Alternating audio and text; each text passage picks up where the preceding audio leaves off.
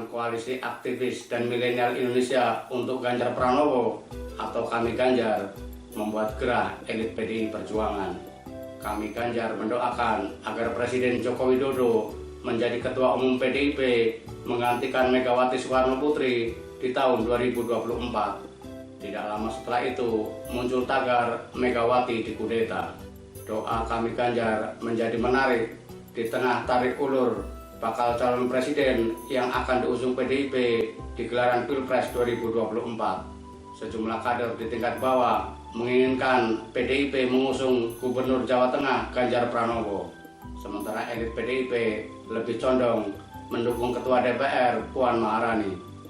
Peluang Puan tentu lebih besar, bukan hanya karena anak Megawati dan menduduki jabatan Ketua DPP PDIP. Puan juga memiliki rekam jejak yang mumpuni baik di pemerintahan maupun legislatif. Satu-satunya kelemahan Puan adalah elektabilitasnya yang masih rendah sesuai hasil survei sejumlah lembaga.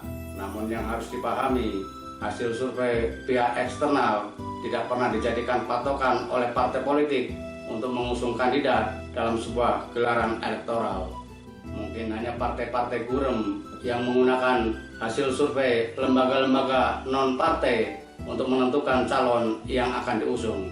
PDIP, Golkar, dan partai-partai mapan lainnya memiliki tolak ukur sendiri untuk menentukan calon presiden atau calon kepala daerah yang akan diusung yang sesuai dengan kondisi real di lapangan. Munculnya tagar Megawati dikudeta menjadi semakin menarik karena memang seolah ada perbedaan antara Megawati dengan Presiden Joko Widodo. Dalam beberapa kesempatan, Jokowi menunjukkan gestur yang lebih condong kepada Ganjar. Adanya perbedaan itu pernah diakui Jokowi usai meresmikan Masjid At-Taufik di Lenteng Agung. Kala itu, Jokowi mengatakan hubungannya dengan Megawati seperti dalam keluarga besar, sehingga wajar dalam perjalanan ada anak yang nakal. Saat itu Megawati yang berdiri di samping Jokowi langsung memberikan lirikan tajam. Kondisi di kandang banteng semakin runyam setelah sabar politik Puan dalam tanda petik gagal mengegolkan skenario 2 capres di gelaran Pilpres 2024 seperti yang pernah diwacanakan Sekjen PDIP Hasto Kristianto. Terlebih setelah Ganjar secara terang-terangan mengaku siap menjadi capres. Meski disertai embel-embel jika dicalonkan oleh PDIP, namun pernyataannya menjadi kontroversial karena meminta agar partainya memperhatikan hasil survei yang disebut Ganjar sebagai suara rakyat.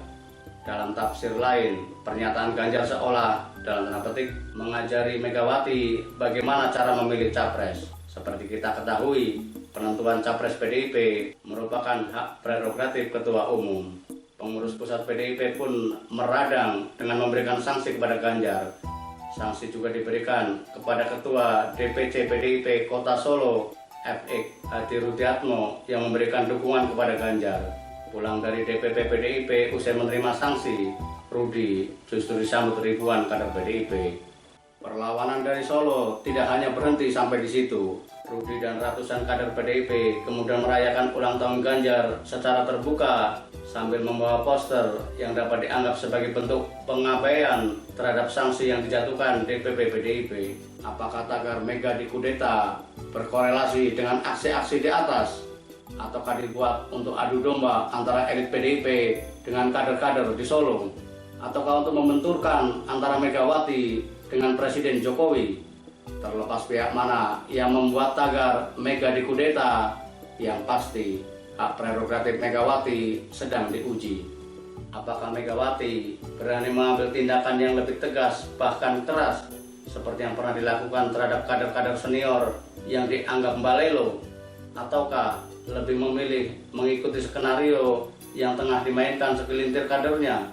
Salah satu kunci keberhasilan PDIP memenangkan 3 kali pemilu, yakni di tahun 1999, 2014, dan 2019 adalah ketegasan sikap Megawati. Jika ingin hat-trick dengan meraih kemenangan di tahun 2024, tidak ada pilihan lain bagi Megawati selain menunjukkan siapa yang sebenarnya berkuasa di kandang banteng.